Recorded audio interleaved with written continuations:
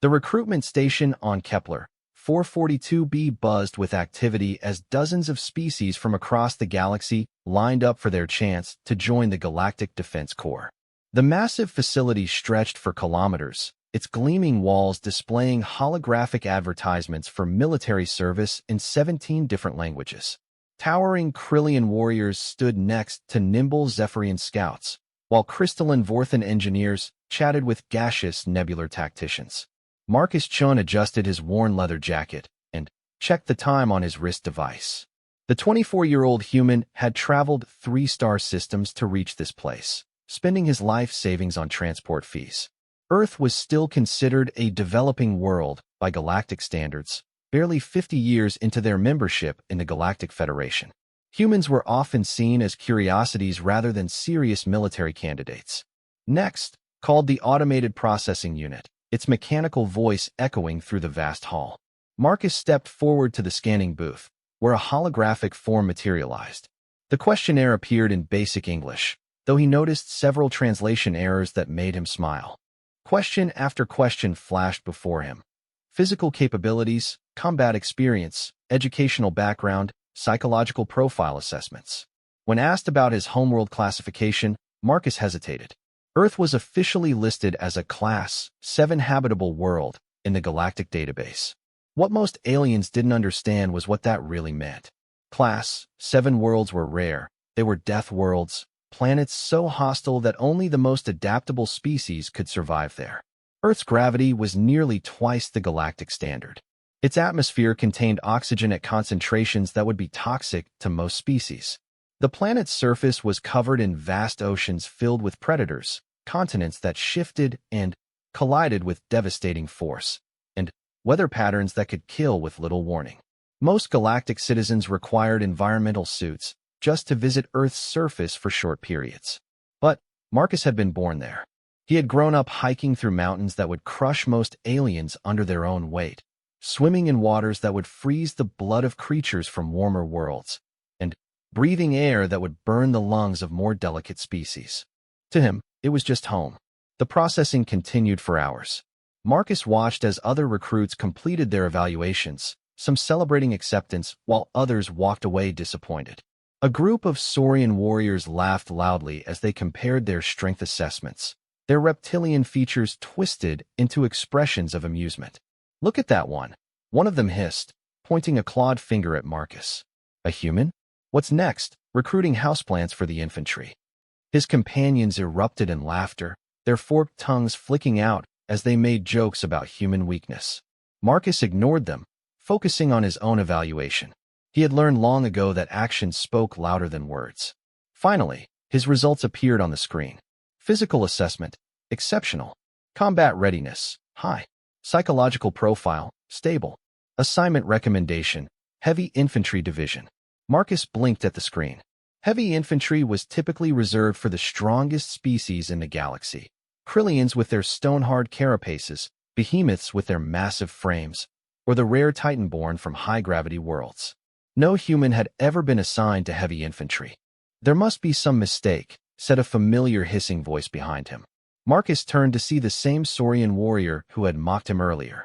The reptilian alien stood nearly 3 meters tall, his scaled hide bearing ritual scars that marked him as a veteran of several campaigns. His yellow eyes were fixed on Marcus's evaluation screen. "I am Sektar," the Saurian said, his translator device converting his words into accented English. "I have served the Corps for 15 cycles.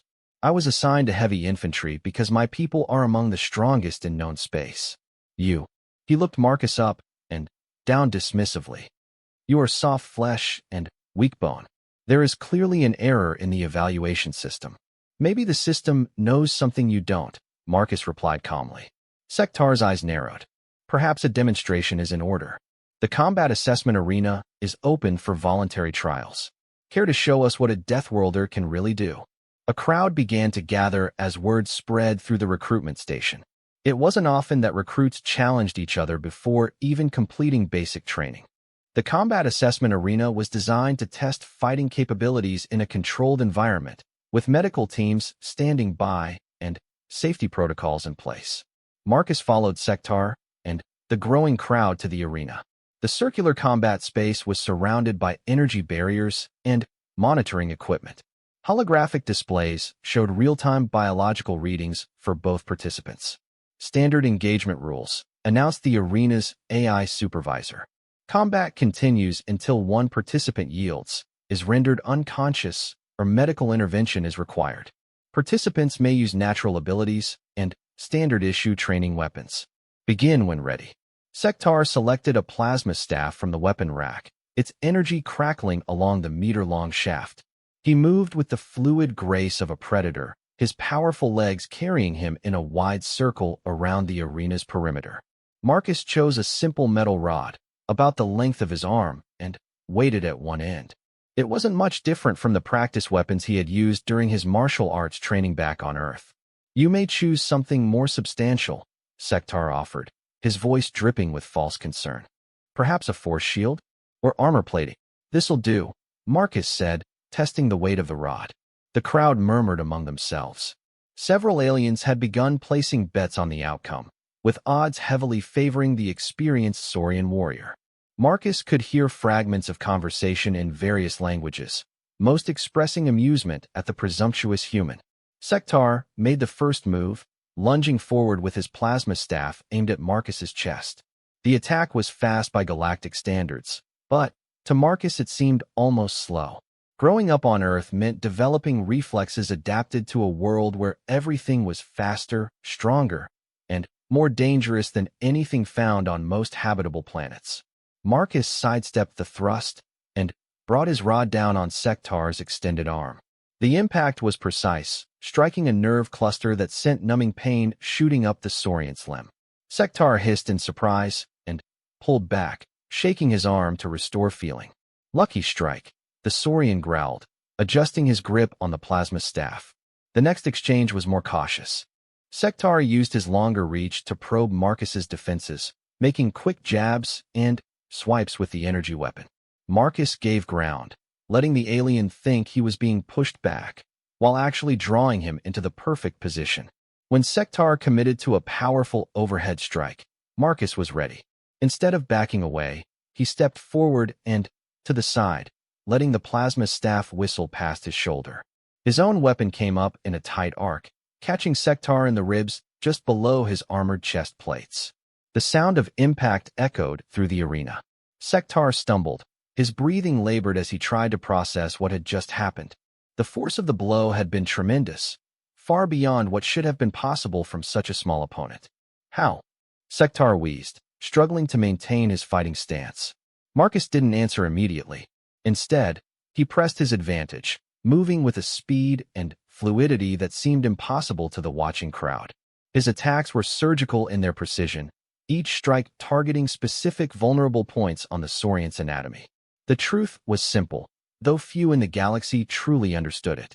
Humans had evolved on a world that was actively trying to kill them at every moment. Every reflex, every instinct, every aspect of their physiology had been shaped by millions of years of surviving in an environment that would be classified as a death trap by most galactic species. Earth's gravity meant that Marcus's bones were denser than diamond, his muscles capable of generating force that would shatter the limbs of creatures from lighter worlds. Earth's atmospheric pressure meant his cardiovascular system could operate at efficiency levels that seemed impossible to aliens who had evolved in gentler environments. Most importantly, Earth's predatory ecosystem meant that humans had developed pattern recognition and threat assessment capabilities that bordered on the supernatural. Marcus could read Sektar's intentions in the subtle shifts of his posture, the way his pupils dilated, the slight change in his breathing rhythm. The fight was over in less than 2 minutes. Sektar lay on the arena floor, conscious but unable to continue, his plasma staff deactivated and lying several meters away. Marcus stood over him, barely breathing hard, his simple metal rod still firmly in his grip. The arena fell silent. Even the automated systems seemed stunned by what they had recorded. Sektar's biological readings showed massive trauma from what appeared to be relatively light impacts, while Marcus's readings were barely elevated from baseline. "Yield," Sektar whispered, his pride finally, overridden by his body's very clear message that continuing would result in serious injury. Medical teams rushed into the arena to tend to the Saurian warrior. His injuries, while painful, were not life-threatening. However, the damage to his ego was far more severe. He had been defeated by a creature he had dismissed as weak and primitive.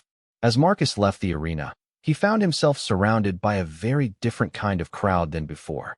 The laughter and mockery had been replaced by whispered conversations and nervous glances. Word was already spreading through the recruitment station about the human who had defeated a veteran Saurian warrior in single combat. But Marcus's demonstration had attracted attention from more than just fellow recruits. In a monitoring booth overlooking the arena, Commander Vrexen Al of the Galactic Defense Corps reviewed the combat footage with growing interest. Commander Vrexen Al was a Kalari, one of the most ancient and respected species in the galaxy. His crystalline form shifted through various shades of blue and violet as he processed what he had witnessed. The Kalari were known for their analytical minds and their ability to see patterns that escaped other species. Fascinating, the commander murmured to his aide, a nervous Centauri clerk named Piptel. Pull up the human's homeworld classification. Piptel's multiple eyes blinked in sequence as he accessed the database. Earth, sir. Listed as Class 7 habitable. Gravity Index 1.87. Atmospheric oxygen concentration 21%. Surface temperature variance of 60 degrees Celsius. Active geological systems. Diverse predatory ecosystem. A death world, Commander Vrexen Al said quietly. And yet they classify it as merely habitable. How typical of the Federation's bureaucracy to miss the significance. The Kalari had been around long enough to remember when the first Deathworld species had been discovered. They were rare, perhaps 1 in 10,000 habitable planets produced conditions harsh enough to forge such resilient life forms. And, among Deathworld species, few had achieved spaceflight capability before destroying themselves or being wiped out by their hostile environments. Sir, should we intervene? Piptel asked nervously. The human has caused quite a disturbance. Some of the other recruits are demanding that his evaluation be reviewed. Commander Vrexen Al's crystalline form shifted to a deep purple, indicating deep thought. No intervention necessary. In fact, I want that human transferred to advanced combat assessment. And send a priority message to command. We may have found something very interesting here. Meanwhile, Marcus made his way through the recruitment station, trying to ignore the stares and whispered conversations that followed him. He had expected some attention after the arena demonstration, but the intensity of the reaction was surprising. Near the temporary housing area, he encountered a small group of aliens who were clearly not recruits. Their uniforms bore the insignia of the Galactic Defense Corps, and their bearing suggested they were veteran soldiers rather than fresh recruits. The leader of the group was a Vorthan engineer named Crystalbeth, her transparent, silicon-based body glowing with internal bioluminescence. Beside her stood a Zephyrian scout called Windrunner, his lightweight frame and oversized wings marking him as a native of a low-gravity world. Human Marcus, Crystalbeth said, her voice carrying the harmonic overtones characteristic of her species. We observed your demonstration in the arena. Most impressive. Thanks, Marcus replied cautiously. He had learned to be wary of unsolicited compliments, especially from people he didn't know. Windrunner stepped forward, his large eyes fixed on Marcus with obvious curiosity. We have served together in the Heavy Infantry Division for 3 galactic cycles. We have fought beside Krillians, behemoths, even a few Titanborn. But we have never seen combat capabilities quite like yours. It's just training, Marcus said modestly. Anyone could learn the same techniques with enough practice. Crystalbeth's glow shifted to a warmer hue, indicating amusement. Perhaps. But could anyone survive the training environment that produced those techniques? We have studied the database entries for Earth. Your homeworld is classified as suitable only for emergency landings by most galactic species. The conversation was interrupted by the arrival of Sektar, who approached the group with obvious reluctance. The Saurian warrior moved stiffly, his injuries from the arena fight still causing him discomfort. Human Marcus, Sektar said formally, inclining his head slightly. I owe you an apology. I spoke in ignorance and was corrected by your actions. I would be honored to serve alongside you. Should we be assigned to the same unit? Marcus extended his hand, a human gesture that Sektar had learned about during his cultural orientation classes. The Saurian grasped it carefully, mindful of the strength that had so recently defeated him. "No hard feelings," Marcus said. "We all make assumptions sometimes." As the group talked, more aliens began to gather around them. Word of the arena fight had spread throughout the recruitment station, and Marcus found himself answering questions about human physiology, Earth's environment, and his martial arts training. What struck him most was how little the other species really knew about death worlds. They understood the technical classifications, but they didn't grasp what it meant to grow up in an environment where every day was a test of survival. On Earth, children learned to swim in oceans filled with creatures that could kill them with a single bite. They climbed mountains where a misstep meant falling hundreds of meters onto jagged rocks. They played sports that would be considered extreme combat training by galactic standards. Marcus tried to explain this to his audience, but he could see that they didn't quite understand. How could they? Most of them came from worlds where the greatest natural danger was weather that was merely uncomfortable rather than lethal. The conversation was interrupted by an announcement over the station's communication system. "Recruit Marcus Chun, please report to Advanced Assessment Bay 7 immediately." Crystal Beth's glow shifted to an excited yellow-green. "Advanced Assessment? That's unusual for a first-day recruit. They must be very interested in your capabilities." As Marcus made his way to the assessment bay, he reflected on how much his life had changed in just a few hours. He had come to the recruitment station hoping to join the Galactic Defense Corps as a regular soldier. Now it seemed like he might be heading for something much more significant. Advanced Assessment Bay 7 was a restricted area that Marcus had not seen during his initial processing. The corridors were wider and more heavily armored, and the few personnel he encountered wore the uniforms of senior Corps officers. The bay itself was enormous, filled with equipment that Marcus didn't recognize. Holographic displays showed complex data streams, while robotic systems ran continuous diagnostic checks on various testing apparatus. "Recruit Chun," said a voice behind him. Marcus turned to see Commander Vrexanael approaching, his crystalline form shifting through various shades of blue and green. The Kalari commander moved with the fluid grace of a creature that existed partially outside normal physical space. "Commander," Marcus said, offering a crisp salute that he had learned from military documentaries back on Earth. "At ease, recruit. I am Commander Vrexanael, and I am very interested in learning more about you and your capabilities. Your performance in the arena today was illuminating." The commander gestured toward a complex testing station that dominated the center of the bay. "This is a comprehensive combat analysis system, far more advanced than the equipment used in the recruitment arena. It can measure force generation, reaction times, tactical decision-making, and dozens of other combat-relevant factors." Marcus approached the station cautiously. "What exactly do you want me to do?" "Everything," Commander Vrexanael replied. "I want to see what a Deathworlder is really capable of when pushed to his limits." The testing began with basic physical assessments. Marcus found himself lifting weights that should have been impossible for someone his size, running on treadmills that accelerated to speeds that would be dangerous for most species, and enduring environmental conditions that simulated the hostile worlds where the Corps might be deployed. Each test revealed capabilities that seemed to defy the laws of physics as understood by galactic science. Marcus's bone density was nearly 3 times the galactic average. His muscle fibers generated force at efficiency levels that bordered on the impossible.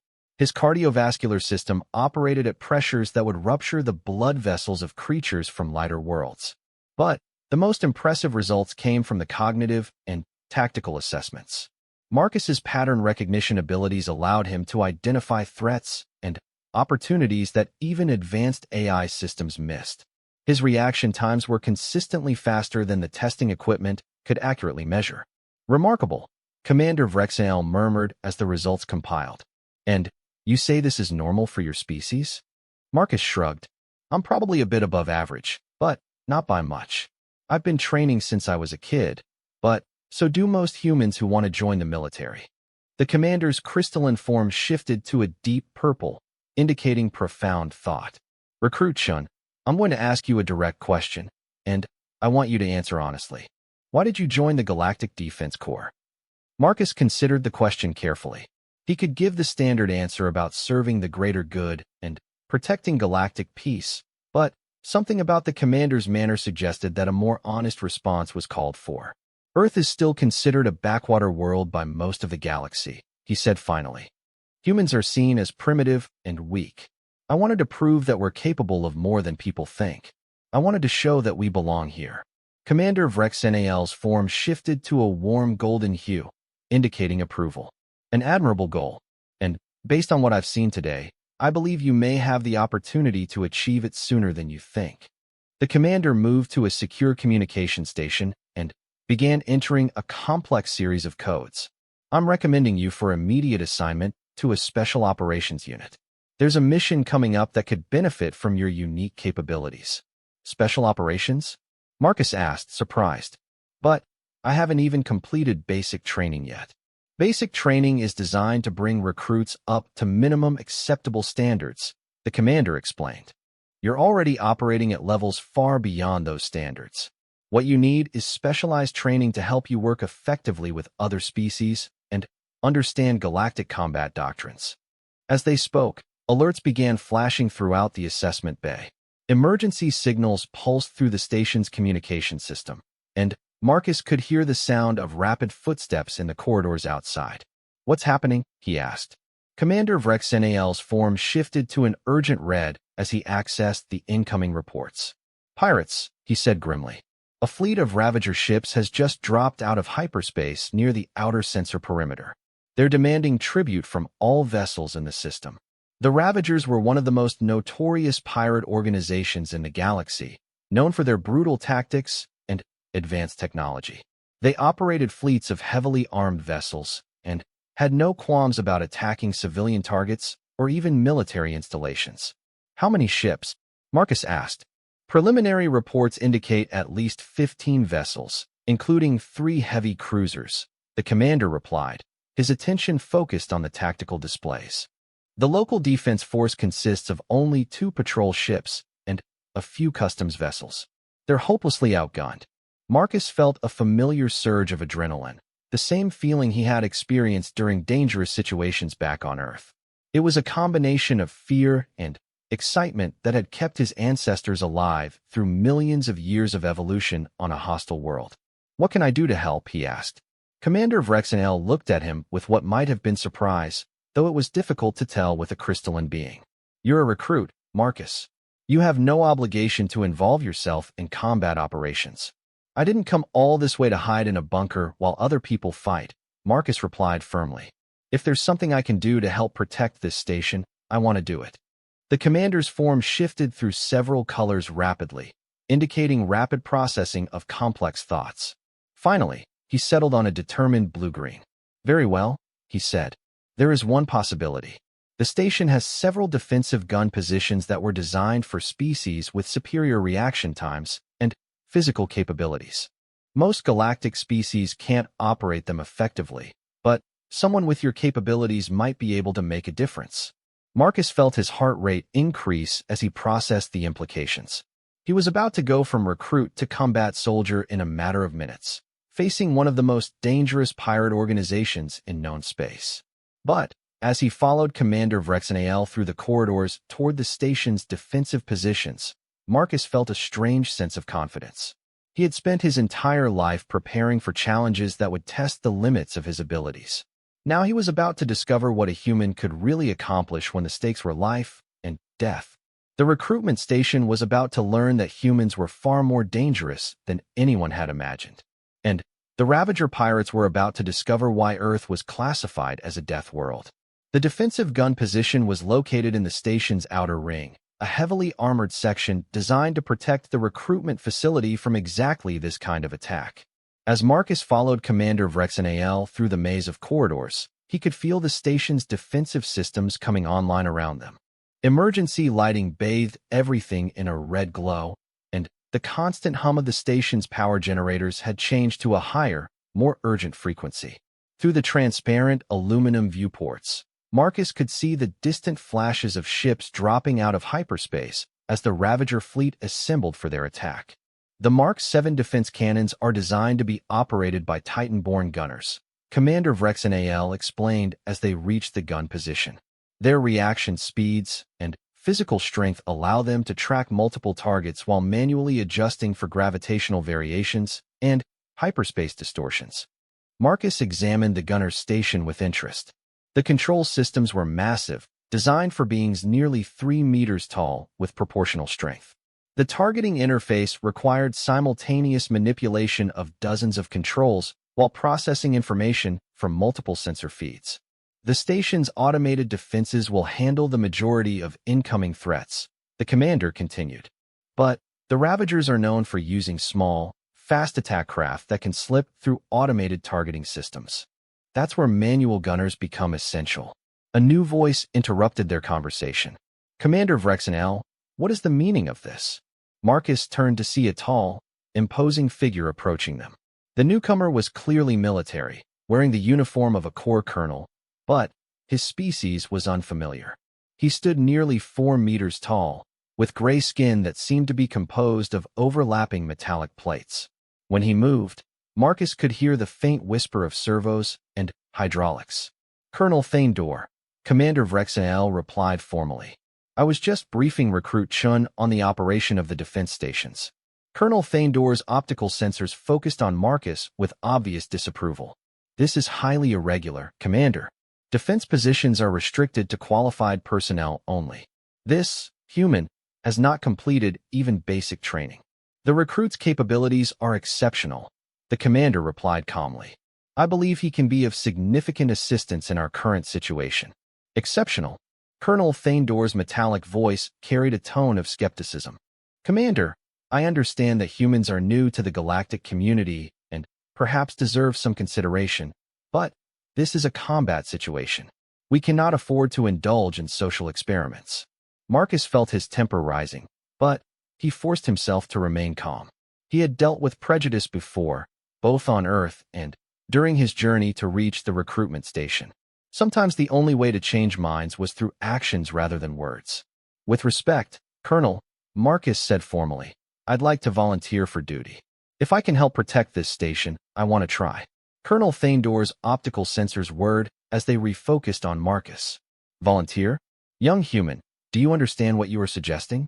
The Mark 7 defense cannons require precise coordination between multiple limbs while processing targeting data at superhuman speeds. The gravitational stress alone would crush most organic beings.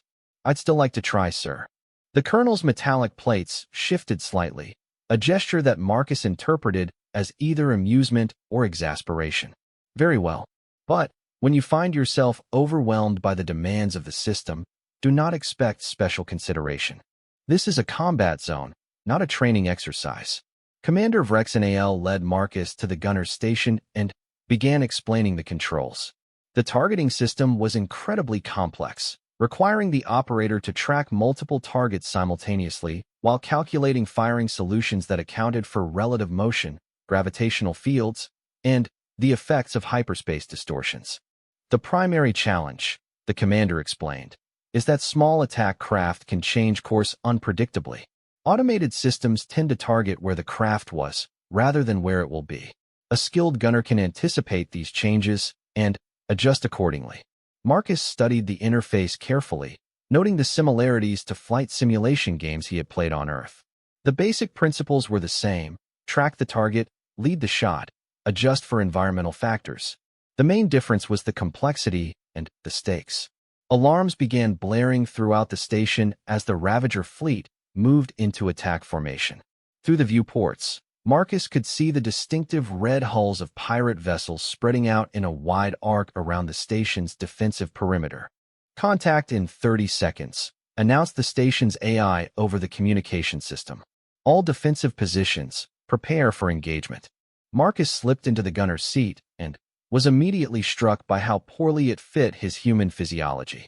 The controls were spaced for longer arms, and the targeting display was positioned for someone much taller. But he found that with some adjustment, he could reach everything he needed. The first wave of attack craft launched from the Ravager cruisers like a swarm of angry insects. There were dozens of them, each one a small, highly maneuverable fighter designed for hit and run attacks against larger vessels. Marcus watched the targeting display as the automated defense systems engaged the first attackers. Bright lines of energy lanced out from the station's primary weapons, and several pirate fighters exploded in brilliant flashes of light. But many more slipped through the defensive fire, their erratic flight patterns making them difficult targets for the automated systems. Engaging manual control, Marcus announced, his hands moving across the control interface. The Mark 7 defense cannon came alive under his touch, its massive barrel swiveling to track the incoming targets. Marcus found that the system responded much faster than he had expected, and he quickly adjusted his technique to account for the improved responsiveness. The first target appeared in his sights, a sleek fighter craft diving toward the station's communications array. Marcus led the target carefully, calculating its probable course and adjusting for the slight delay in the weapon's firing cycle. The energy bolt caught the fighter directly amidships, vaporizing it instantly. Impressive, Colonel Thaindor commented from his observation position. But one lucky shot does not make a gunner. Marcus was already tracking his second target, a larger fighter that was weaving through the station's defensive fire with remarkable skill. This pilot was clearly more experienced, using random course changes to avoid the predictable targeting patterns of the automated systems. But humans had evolved to track prey that was actively trying to avoid being caught. Marcus watched the fighter's movements carefully, noting the subtle patterns in its evasive maneuvers. After a few seconds, he thought he detected a rhythm in the pilot's behavior. He waited for the right moment, then fired 3 shots in rapid succession. The first 2 missed as the fighter dodged away, but the third caught it as it moved into what Marcus had predicted would be its next position. 2 for 2, he murmured, already searching for his next target. The battle intensified as more attack craft broke through the automated defenses. Marcus found himself settling into a rhythm, tracking multiple targets simultaneously while his hands moved across the controls with increasing confidence. What surprised him most was how natural it felt. The targeting system was complex, but the basic principles were the same as any other skill he had learned on Earth. The key was pattern recognition, spatial awareness, and the ability to make rapid decisions under pressure. Colonel Thaindor moved closer to Marcus's station, his optical sensors recording everything that was happening. "This is unexpected," he admitted. "Most species require weeks of training before they can operate a Mark 7 effectively. It's not that different from hunting back home," Marcus replied, never taking his eyes off the targeting display. "Same basic principles. Watch the prey, predict where it's going, take the shot when you have a clear opportunity." "Hunting?" the colonel asked. "Your species still hunts for survival." "Some do," Marcus said, destroying another fighter with a precisely aimed shot. "I learned to shoot when I was 8 years old. Started with small game, worked my way up to larger animals. My grandfather always said that the best hunters were the ones who could think like their prey." The conversation was interrupted by a new development in the battle. The Ravager fleet had apparently grown tired of losing fighters to the station's defenses and was moving to a more direct approach.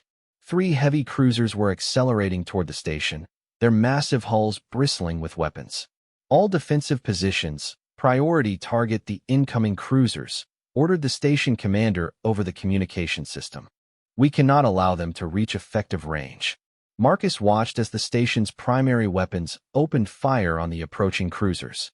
The massive energy beams struck the pirate ships' shields in brilliant displays of force, but the Ravager vessels continued their advance. "The Mark 7 cannons are not designed for capital ship engagement," Commander Vrexenel warned. "Your primary mission is to continue eliminating the fighter craft." But Marcus was studying the tactical situation with the same analytical mindset that had served him well during his arena fight with Sektar.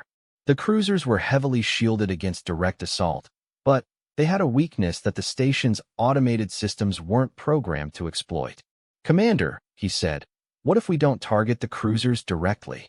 "Explain," Vrexenel replied, his crystalline form shifting to an attentive blue. "Each cruiser is launching fighters from bay doors along their flanks," Marcus said, highlighting the relevant sections on his targeting display. "Those bay doors have to drop their shields momentarily to allow the fighters to launch. If we time our shots correctly, we might be able to get past their defenses." Colonel Thaindor examined the tactical display with obvious interest. The targeting window would be extremely narrow, he said. Less than 2 seconds for each launch cycle. And the range is at the very limit of the Mark VII's effective range. I'd like to try, Marcus said simply. The colonel's optical sensors focused on him intently. Very well. But understand that you will have only one opportunity. Once the Ravagers realize what you're attempting, they will modify their launch procedures. Marcus studied the nearest cruiser carefully, timing its launch cycles and calculating the precise firing solution he would need. The mathematics were complex, but no more so than calculating the trajectory needed to hit a flying bird from a moving platform, something he had learned to do during hunting trips with his grandfather. The next launch cycle began, and Marcus watched as the cruiser's shield generators powered down to allow a squadron of fighters to emerge. At exactly the right moment, he fired. The energy beam traveled across the kilometers of space between the station and the cruiser, arriving just as the launch bay's shields went down. The shot punched through the unprotected opening and detonated inside the cruiser's hangar bay. The explosion was spectacular. Secondary detonations rippled through the cruiser's hull as stored ammunition and fuel supplies ignited. Within seconds, the massive vessel was breaking apart, its structural integrity compromised beyond repair. Impossible, Colonel Thandor whispered, his metallic voice filled with something approaching awe. In 40 years of military service, I have never seen such precision shooting. But Marcus was already tracking the second cruiser, waiting for its next launch cycle. The Ravager captain had apparently not yet realized what had happened to his companion vessel, because the launch procedures continued unchanged. The second shot was just as precise as the first, and the second cruiser suffered the same fate as its predecessor.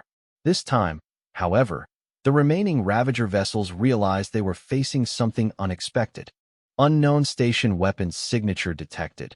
Came a transmission from the remaining cruiser, its translation software rendering the alien language into standard galactic. Withdraw to defensive positions. Reassess tactical situation. The surviving attack craft began pulling back from the station, regrouping around their remaining mother ship.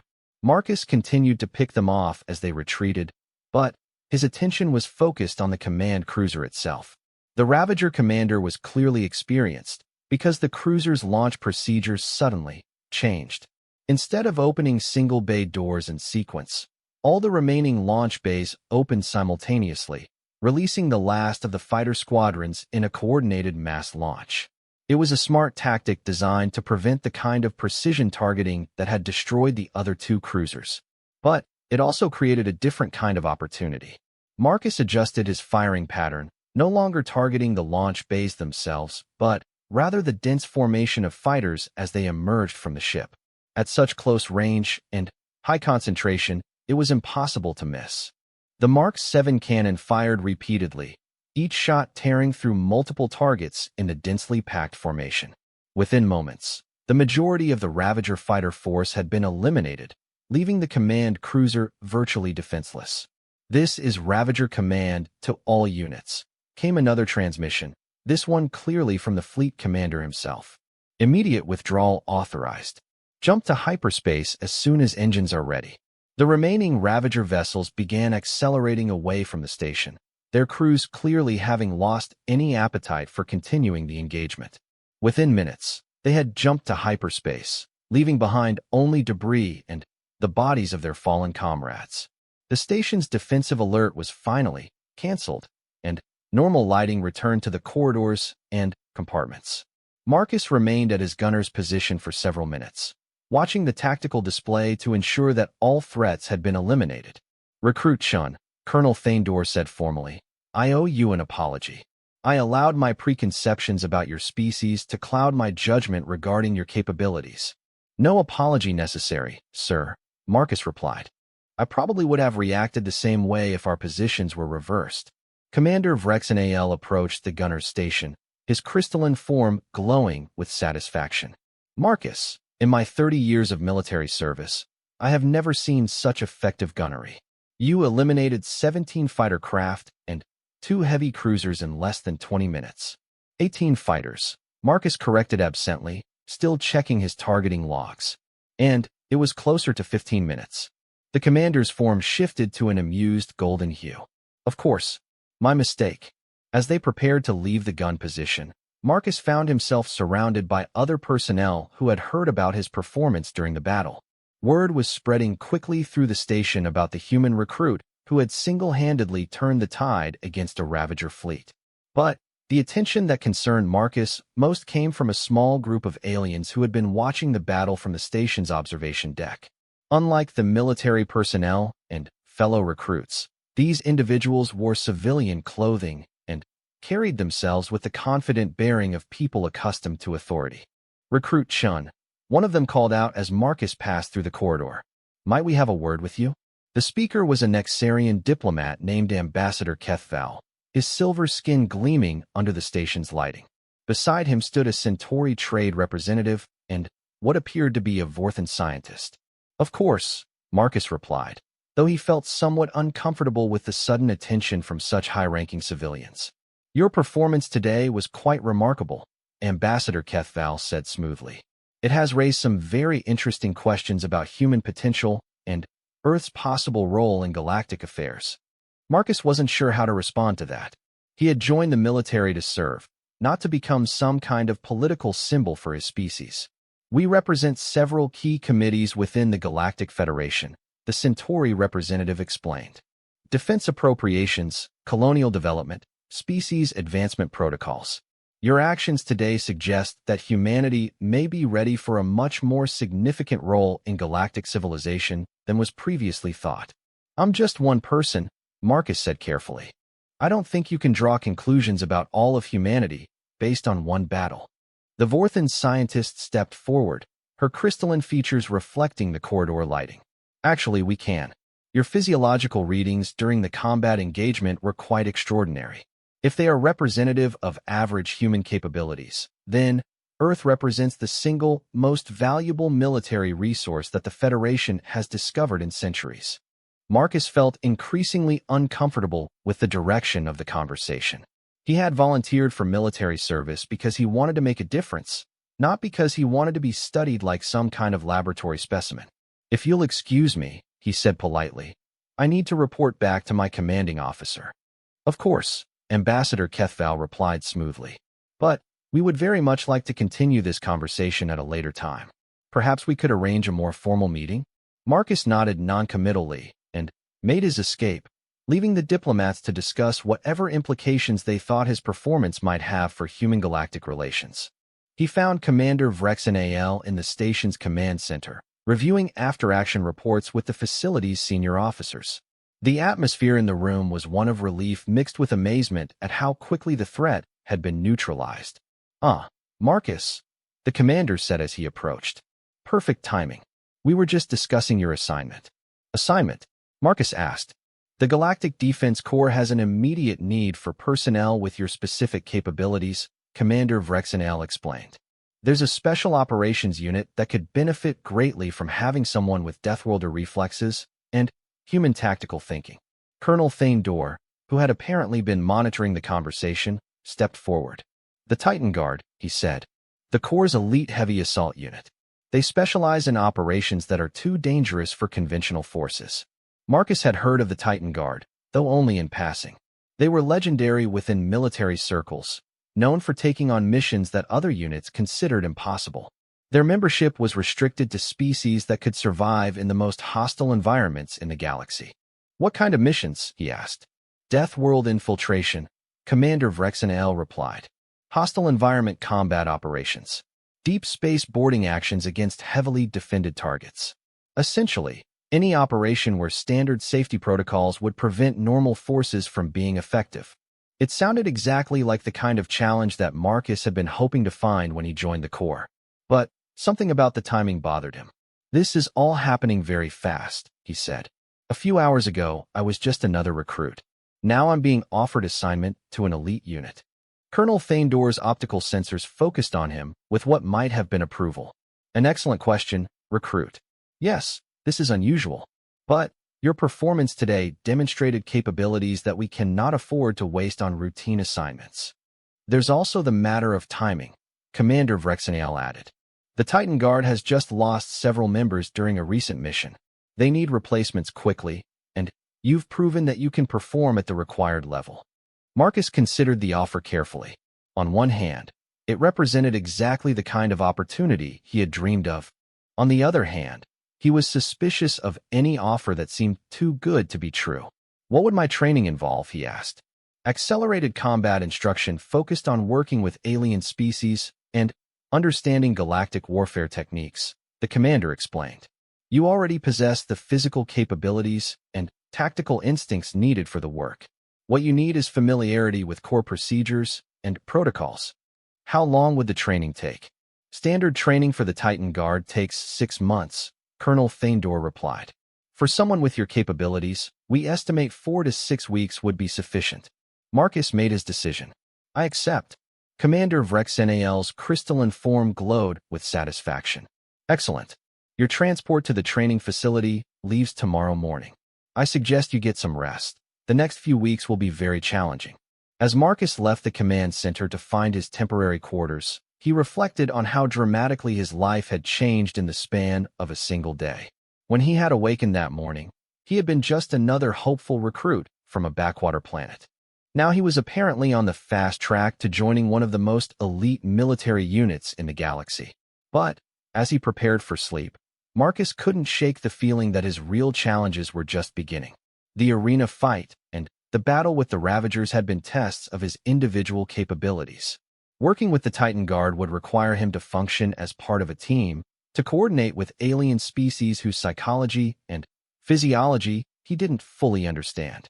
Still, he had spent his entire life preparing for challenges that would push him to his limits. Earth had taught him that survival required constant adaptation, continuous learning, and the willingness to face dangers that would overwhelm less adaptable species. Tomorrow, he would begin learning what it truly meant to be a human in the galaxy. And the galaxy was about to learn what it meant to have a Deathworlder fighting on its side. The transport ship that carried Marcus to the Titan Guard training facility was unlike anything he had seen before. The vessel was built for function rather than comfort. Its hull reinforced to handle the extreme environments where special operations forces typically worked. During the 3-day journey, Marcus had time to study the files that Commander Vrexnal had provided about his new unit. The Titan Guard was composed of only 36 active members, drawn from the most physically capable species in the galaxy. Their mission profiles included operations that would be considered suicidal by most military standards. Reading through the after-action reports, Marcus began to understand why the unit had suffered recent casualties. Their last mission had involved boarding a rogue research vessel that was conducting illegal experiments on a death world. The ship had been infected with a weaponized pathogen that proved fatal to most galactic species. 3 Titan Guard members had died during the operation, and 2 others were still in medical treatment. The unit desperately needed replacements, particularly individuals who could survive in hostile biological environments. The training facility was located on Kepler 186f, a world that had been specifically selected for its challenging conditions. The planet's gravity was 1.4 times galactic standard. Its atmosphere contained trace gases that were toxic to most species, and the surface was dominated by extreme geological formations that created natural obstacle courses. Marcus's shuttle landed at a small military base carved into the side of a mountain that rose nearly 15 kilometers into the thin atmosphere. The landing pad was surrounded by training facilities that seemed designed to test every conceivable aspect of military capability. "Welcome to Hell," said a voice behind him as he disembarked from the shuttle. Marcus turned to see a figure approaching across the landing pad. At first glance, the newcomer appeared to be wearing advanced combat armor. But, as he drew closer, Marcus realized that what he was seeing was actually the alien's natural exoskeleton. The speaker was a Kytherian, one of the few insectoid species that had achieved spaceflight. His chitinous body stood nearly 2.5 meters tall, with 4 arms ending in precision manipulator appendages that could function as either hands or weapons. His compound eyes tracked Marcus's movement with unblinking attention. "I'm Sergeant Clixtor," the Kytherian said, his voice carrying the characteristic clicking undertones of his species. "I'll be overseeing your integration into the unit. Follow me." As they walked through the base, Marcus was struck by the diversity of the personnel he encountered. He saw species that he had only read about in galactic databases, being so physically powerful or environmentally adapted that they were considered myths by most civilizations. A group of crystalline rangers was practicing combat maneuvers in a gravity field that would have crushed most organic beings. Their silicon-based bodies moved through the exercise with fluid grace, each movement generating harmonic frequencies that could shatter conventional armor. Near the armory, a pair of void walkers were testing equipment designed for combat in the vacuum of space. Their naturally radiation-resistant hides and ability to survive without atmosphere made them invaluable for boarding operations against ships with compromised life support systems. Impressive, aren't they? Sergeant Clixtor asked, noting Marcus's attention. Each member of the Titan Guard represents the pinnacle of their species' military potential. And now we're going to find out where a human fits in that equation. They entered a briefing room where several other aliens were waiting. Marcus recognized the general physiological types. A behemoth whose massive frame filled nearly half the room, a Zephyrian scout whose wings were folded against his lightweight body, and a Nexarian whose silver skin gleamed under the artificial lighting. "This is Marcus Chun," Sergeant Clixtor announced. "The human we were told about. Marcus, meet your training cadre." The behemoth stepped forward first, his movement causing small tremors in the floor. "I am Thrakmar," he said, his voice deep enough to vibrate through Marcus's chest cavity. "I will be teaching you heavy weapons operation and close-quarters combat." The Zephyrian was next, his large eyes examining Marcus with obvious curiosity. "Winsong," he introduced himself. "Reconnaissance and infiltration specialist. I understand you have excellent pattern recognition abilities." The Nexarian nodded formally. "Commander Stelvon," he said.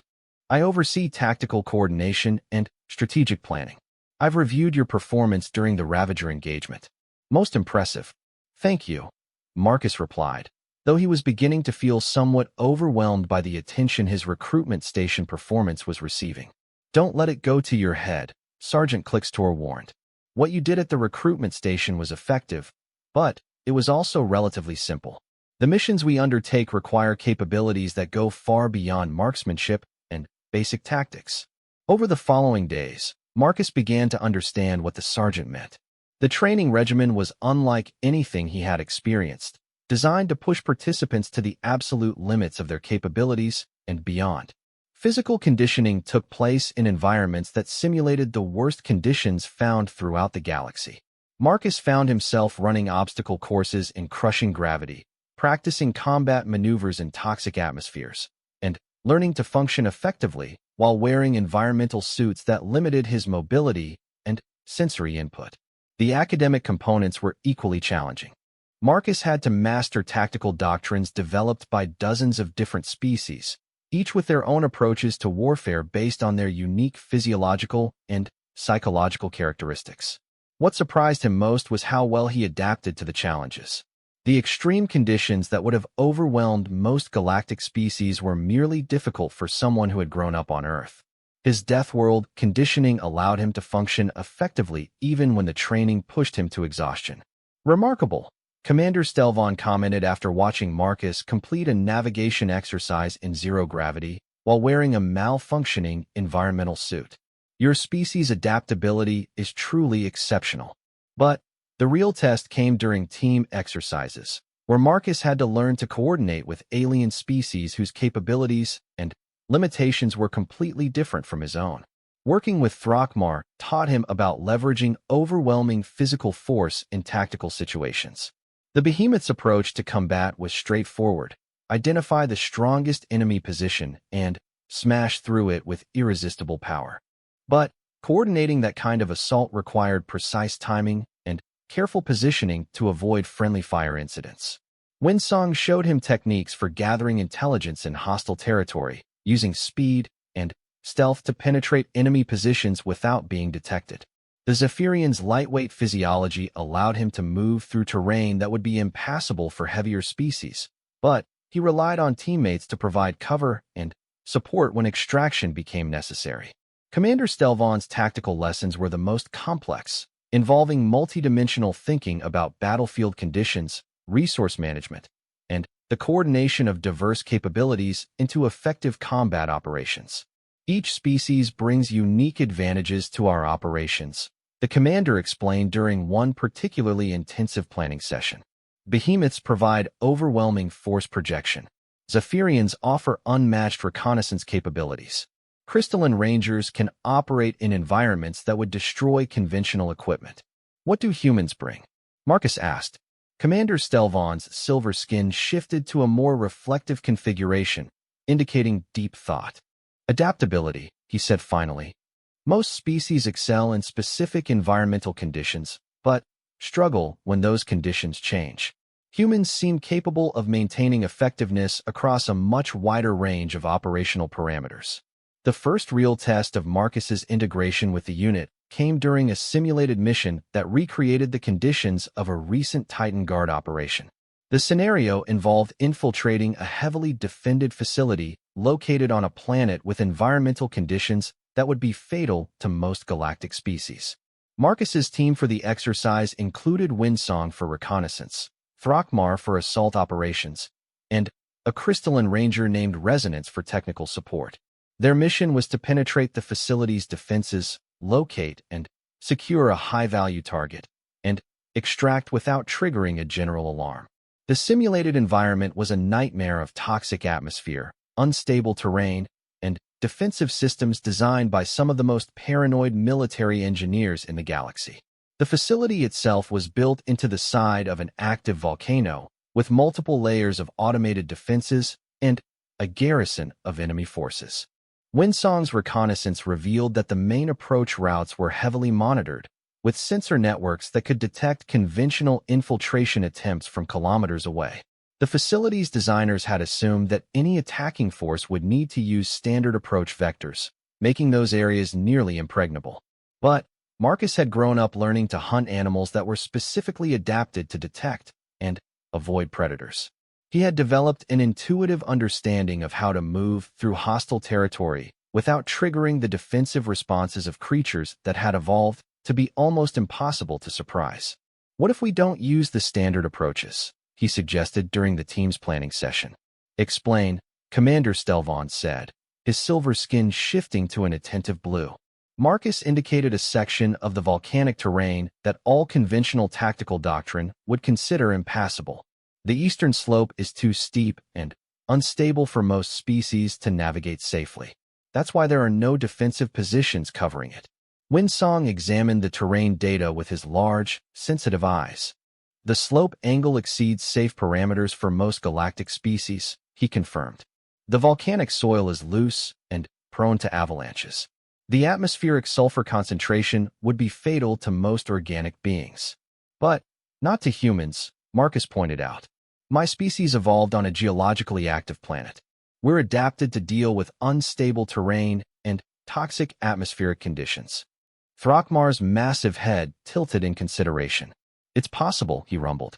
But you would be operating without backup. If you encountered serious resistance, the rest of the team would be unable to reach you quickly enough to provide assistance. That's a risk, Marcus agreed. But it might be our best chance of achieving surprise. The exercise began at simulated dawn, with the team moving into position under cover of atmospheric disturbances that would mask their approach from long-range sensors. Marcus separated from the others and began his ascent of the eastern slope, using techniques that his grandfather had taught him for moving through unstable terrain. The climb was treacherous, requiring constant attention to the shifting volcanic soil and the presence of toxic gas vents that could kill an unprotected human within seconds. But Marcus's environmental suit was designed for Deathworld operations, and his training on Earth had prepared him for exactly these kinds of conditions. As he climbed, Marcus could monitor his teammates' progress through his communications system. Windsong was probing the facility's perimeter defenses, identifying weak points and sensor blind spots. Throckmar and Resonance were moving into position for their part of the operation.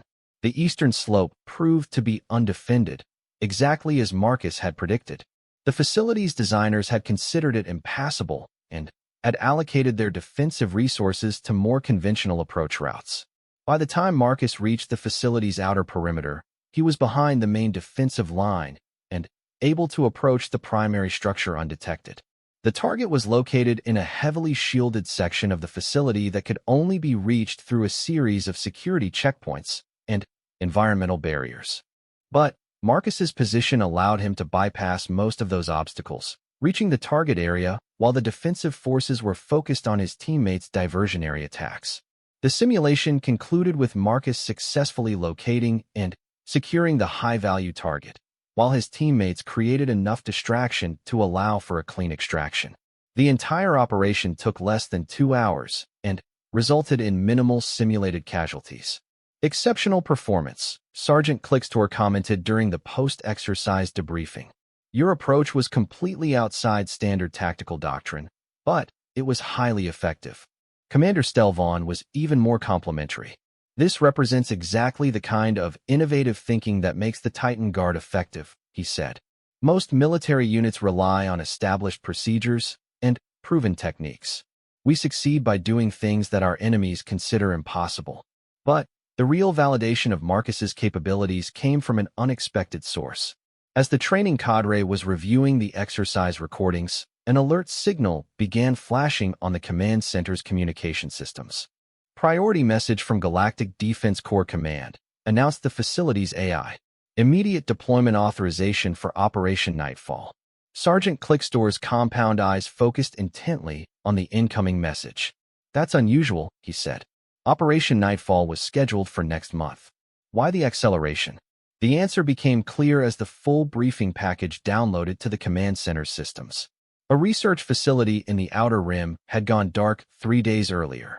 The facility was conducting classified experiments with Deathworld pathogens, and intelligence suggested that the project had been compromised by hostile forces. Estimated enemy strength. Commander Stelvon asked, reviewing the tactical data. Unknown, Sergeant Clickstor replied. But the facility's automatic distress beacon indicates biological contamination at lethal levels.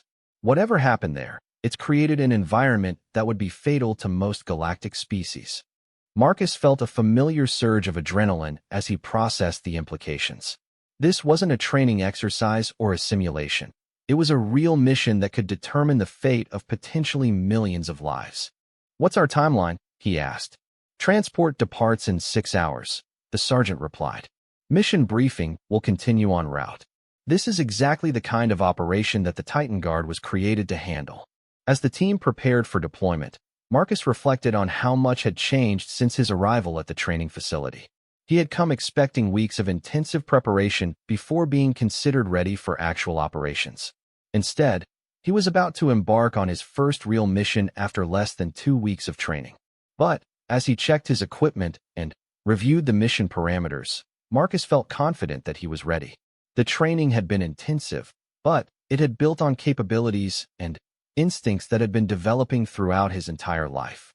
The research facility they were heading to investigate was located on a planet that was classified as borderline habitable by galactic standards.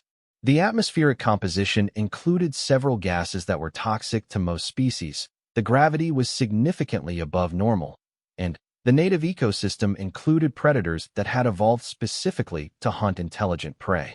For most galactic species, it would be a nightmare environment where survival would require constant vigilance and extensive life support systems. For Marcus, it would be remarkably similar to the world where he had grown up. The transport that carried the Titan Guard team to the Outer Rim was a specialized vessel designed for operations in hostile environments. Its hull was heavily armored, and its life support systems could function independently for months if necessary. During the journey, Marcus had the opportunity to work with the full team that would be conducting the operation. In addition to the training cadre he had already met, the mission included several specialists whose capabilities were specifically suited to biological hazard operations. Dr. Kael'Nara was a Vorthan xenobiologist whose crystalline physiology made her naturally resistant to most biological agents. Her role would be to analyze any contamination they encountered and determine appropriate countermeasures. Technician Vordan was a mechanoid engineer whose artificial body was completely immune to biological threats. He would be responsible for maintaining life support systems and ensuring that the team could operate safely in contaminated areas. The mission commander was Colonel Rayathan, a veteran Nexarian officer who had led more Deathworld operations than any other active duty member of the Corps. Her silver skin carried the distinctive scarring that marked survivors of multiple hostile environment deployments. "This is your first operational mission," Colonel Raython said to Marcus as they reviewed the tactical plan. "Are you prepared for what we might encounter?" Marcus considered the question carefully. The honest answer was that he had no idea what they would find at the research facility. But he had been preparing for unknown challenges his entire life. "I'm ready to do whatever needs to be done," he said simply. The colonel's silver skin shifted to a warmer hue, indicating approval. "Good. That's exactly the attitude we need for this kind of work." The research facility appeared on their sensors as they entered the planet's orbital space. It was a massive complex built into the side of a mountain, with multiple levels extending deep underground. But there were no signs of activity, no energy signatures, no communication signals, no movement of any kind. "Looks like a tomb," Technician Vordan observed, his mechanical voice carrying no emotion. "That's exactly what we're afraid of," Colonel Raython replied grimly. The team's shuttle landed at the facility's main entrance, which stood open to the toxic atmosphere outside. Emergency lighting cast everything in a red glow, and warning symbols indicated massive contamination throughout the complex. "Environmental suits mandatory," the colonel ordered as they prepared to disembark. "Biological threat level is unknown, but we must assume maximum hazard protocols." Marcus checked his suit seals and tested the life support systems. The equipment was designed specifically for Deathworld operations, with redundant safety features and enough supplies to sustain him for days if necessary. The entrance to the facility was eerily quiet as the team advanced through the first checkpoint. Emergency barriers had been lowered, creating a maze of obstacles that would slow any unauthorized entry. But the barriers also showed signs of having been breached from the inside, suggesting that whatever had happened here had originated within the facility itself. "Scan for life signs," Colonel Raython ordered. Dr. Kaelnara activated her biological sensors, sweeping the corridor ahead for any indication of survivors. "Negative on standard galactic life forms," she reported. "But I'm detecting significant biological activity in the lower levels." "Survivors?" Marcus asked. "Unknown," the doctor replied. "The readings are unusual. I'm detecting life forms that don't match any known galactic species profiles." The team advanced deeper into the facility, following emergency lighting toward the main research areas. The corridors were littered with debris and showed signs of recent conflict. Computer terminals had been smashed, security doors had been forced open, and there were stains on the walls that might have been biological material. In the main laboratory section, they found the first bodies. The research staff had been wearing full environmental protection gear, but something had penetrated their safety systems. The corpses showed signs of massive biological corruption, as if they had been infected with something that had rewritten their genetic structure. "What could do this?" Marcus asked, examining one of the bodies through his suit's protective visor. Dr. Kaelnara was taking readings with her specialized equipment. "This appears to be the result of a weaponized pathogen," she said. "Something designed to specifically target the genetic structures of multiple galactic species simultaneously." "That's impossible," Technician Vordan stated. "No known biological agent can affect such a wide range of species. The genetic diversity is too great." "Then, we're dealing with something unknown," Colonel Raython said grimly. "Which means our situation just became much more dangerous." The team continued deeper into the facility, following the trail of destruction toward the main research chambers. As they descended, the signs of biological contamination became more severe. The walls themselves seemed to be covered with some kind of organic growth that pulsed with its own internal rhythm. "Life sign readings are getting stronger," Dr. Kaelnara reported. "Whatever's down here, it's very much alive." They found the source of the contamination in the facility's deepest level, where the most dangerous experiments had been conducted. The research chamber had been completely transformed, its sterile surfaces now covered with organic matter that seemed to move and grow even as they watched. At the center of the chamber, something that might once have been a research subject was suspended in a web of biological tissue. But it had been changed so completely that its original species was unrecognizable. multiple limbs, redundant sensory organs, and a nervous system that seemed to extend throughout the entire chamber marked it as something that evolution had never intended. By the void, Colonel Raython whispered. What have they created? The thing in the center of the chamber turned toward them, its multiple eyes focusing with obvious intelligence.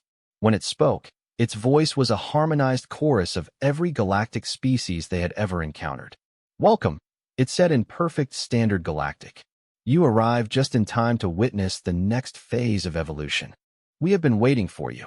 Marcus felt his blood turn cold as he realized that they weren't dealing with an accident or a research failure.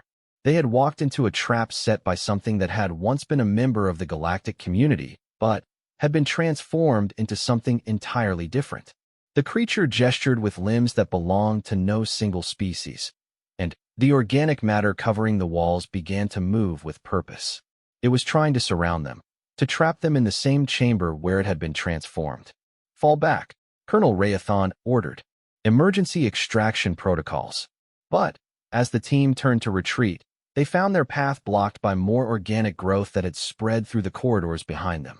The creature had been planning this moment, using their descent into the facility to position itself for capture. There is nowhere to run, the creature said, its multiple voices creating an unsettling harmony. The transformation will be much easier if you do not resist. Marcus examined their tactical situation with the same analytical approach he had used during his training exercises. They were trapped in a hostile environment, facing an enemy whose capabilities were unknown, with limited resources and no immediate backup. It was exactly the kind of impossible situation that had attracted him to the Titan Guard in the first place. I have an idea, he said quietly into his communication system. But it's going to require trust. What do you need? Colonel Raython asked. Give me 30 seconds to reach the chamber's environmental controls, Marcus replied. Then, be ready to move fast when I give the signal.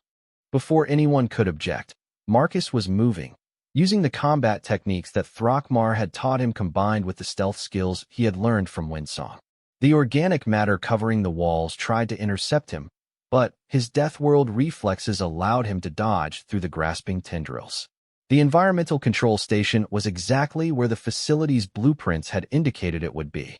Marcus's fingers flew across the interface as he accessed the chamber's atmospheric systems and began implementing a plan that would have been suicide for most galactic species. What are you doing?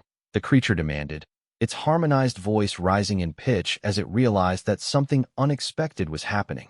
Marcus triggered the atmospheric purge, venting the chamber's air into space and replacing it with the toxic external atmosphere of the planet outside. For most galactic species, it would mean instant death. But Marcus's environmental suit was designed for exactly these conditions.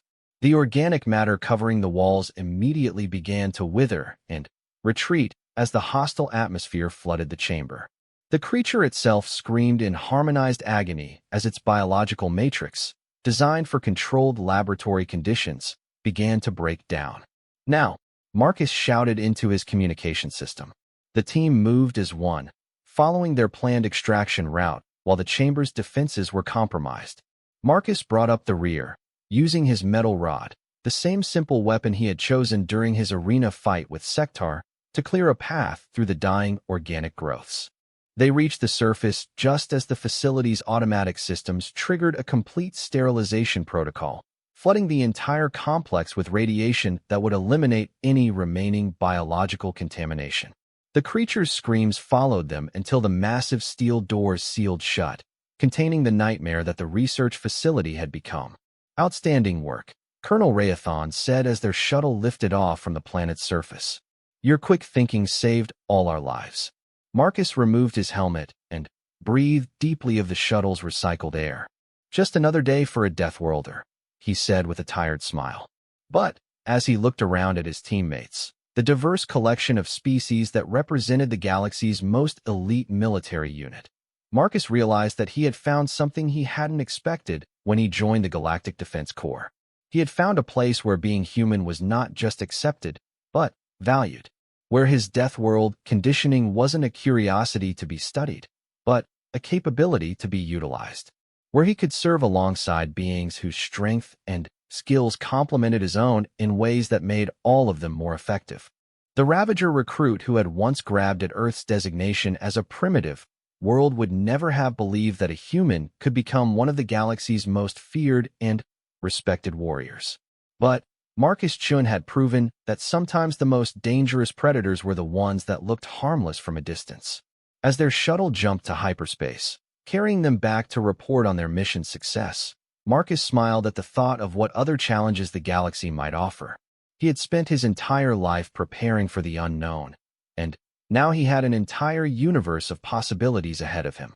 The galaxy was learning what it meant to have a Deathworlder fighting on its side, and Marcus was just getting started.